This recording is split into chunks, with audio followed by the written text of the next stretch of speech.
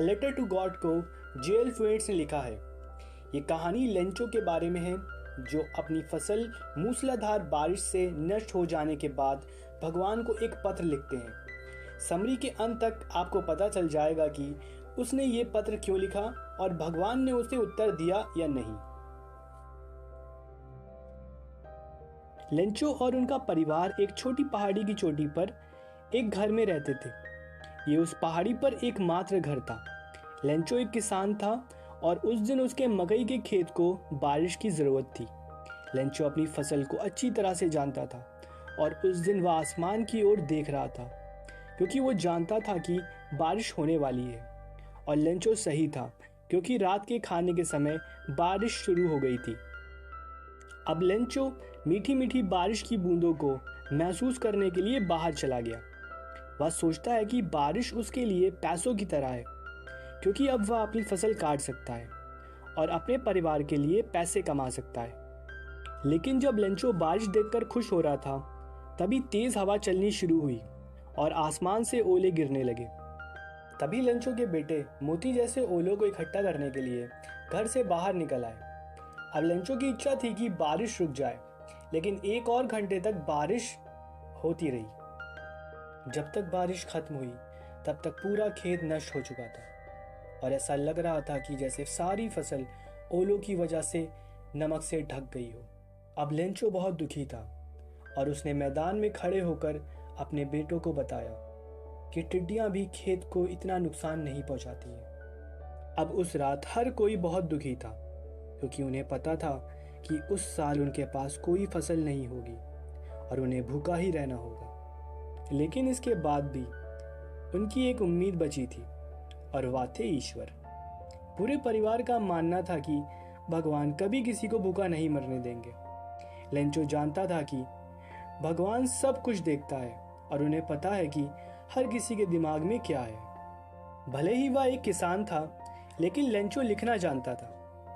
अगले रविवार की सुबह उसने भगवान को एक पत्र लिखना शुरू किया। इस पत्र में उसने भगवान को लिखा कि उसके खेत में क्या हुआ था और अगर उसे कुछ पैसे नहीं मिले तो उसके परिवार को कैसी परेशानियां आएंगी।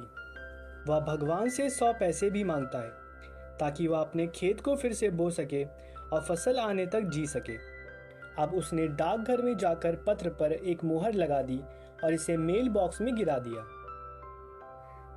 डाकघर में एक डाकिया पोस्टमास्टर के पास गया और उसे भगवान को लिखा गया ये पत्र दिखाया।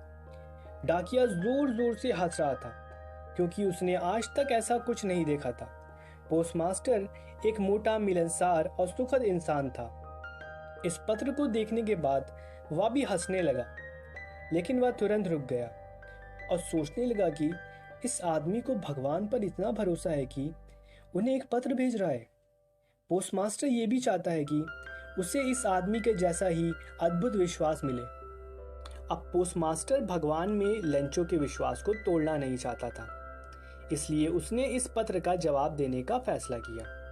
लेकिन जैसे ही उसने पत्र पढ़ा, वो जानता था कि उस पत्र का जवाब देने में कुछ शब्दों से अधिक लगेगा क्योंकि लेंचो ने भगवान से 100 पैसों की मांग की थी। लेकिन पोस्टमास्टर ने अब पत्र का जवाब देने का मन बना लिया था, इसलिए उसने अपने कुछ कर्मचारियों से पैसे मांगे।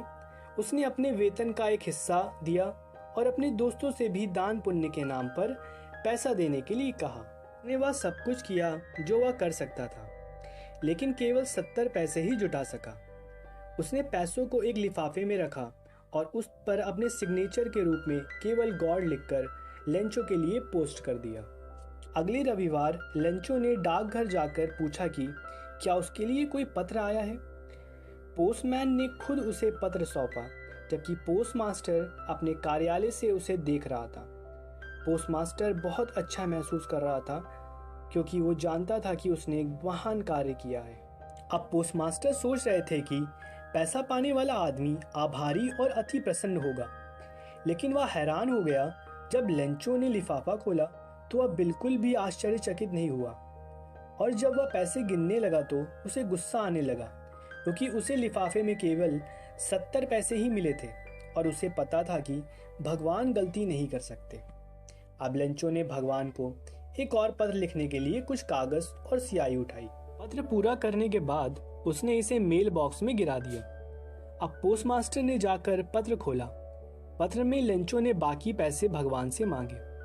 इसके अलावा उसने बाकी बचे पैसों को डाक से ना भेजने के लिए कहा, क्योंकि इसके हिसाब से पोस्ट ऑफिस में काम करने वाले जो कर्मचारी हैं वो चोर हैं। और यहीं पे दोस्तों ये स्टोरी खत्म होती है। अ लेटर टू गॉड का मुख्य विषय है कि कैसे विश्वास पहाड़ों को भी हिला सकता है। अध्याय में हम विश्वास की शक्ति को देख सकते हैं और भगवान रहस्यमय तरीके से कैसे मदद करते हैं। जब लेंचो का पूरा खेत नष्ट हो जाता है तब भी लेंचो उम्मीद नहीं खोता। कहानी की विडंबना ये है कि पोस्टमास्टर ने उम्मीद की थी कि जब लेंचो पैसे प्राप्त करेगा तो वह आभारी और खुश होगा, लेकिन जब लेंचो ने पैसे गिने तो उसे गुस्सा आ गया। लेंचो ने 100 पैसे मांगे लेकिन उसे केवल 70 पैसे मिले, जिससे वह गुस्सा हो गया। अब वह बचे हुए पैसों के लिए डाकघर के कर्मचारियों को दोषी ठहराता है, क्योंकि लेंचो को पता था कि भगवान गलती नहीं कर सकते और किसी की उम्मीद नहीं तोड़ सकते।